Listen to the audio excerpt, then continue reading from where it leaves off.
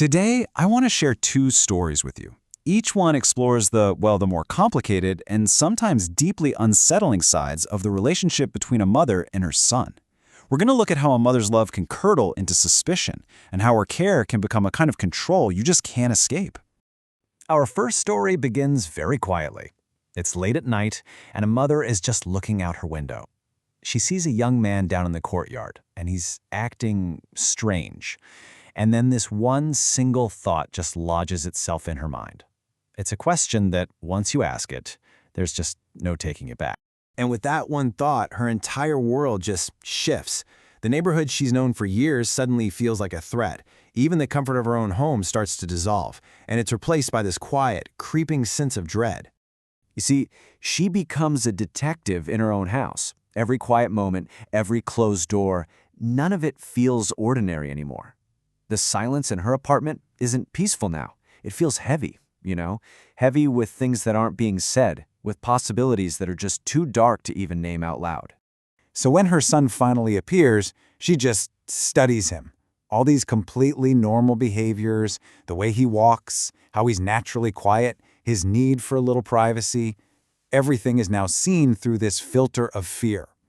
Every single mundane detail gets twisted into a piece of evidence for a crime she can't even fully imagine. And as she continues this private investigation, she walks right into a truly devastating psychological trap. There is no good way out of this for her. Every path she could possibly take leads to some kind of heartbreak. She's facing this impossible choice. Think about it. If she's wrong, she has betrayed the person she loves most in the world with her own suspicion. But if she's right, then she has to face the fact that she has failed, somehow, as a mother. Either way, her world completely collapses. And the story doesn't give her a neat ending. There's no confession, no resolution.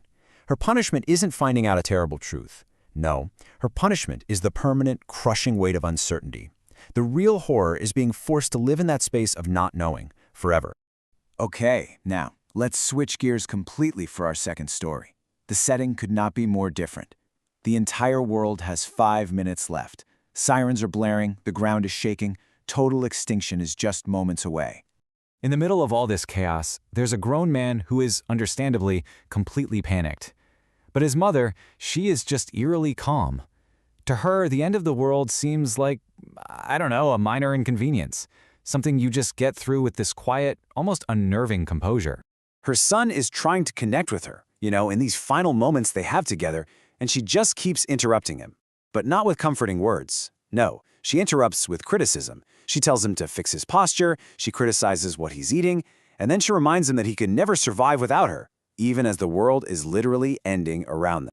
And then she offers this really bizarre reason for why everything is ending. She suggests that the apocalypse isn't just some random event. Oh no, it's personal. It's a punishment aimed specifically at people like her son for all the ways he's let her down. In this story, the mother becomes more than just a person. She's almost a stand-in for nature itself, this all-powerful force. She has the power to control, the power to punish, and maybe, in her own twisted way, the power to protect.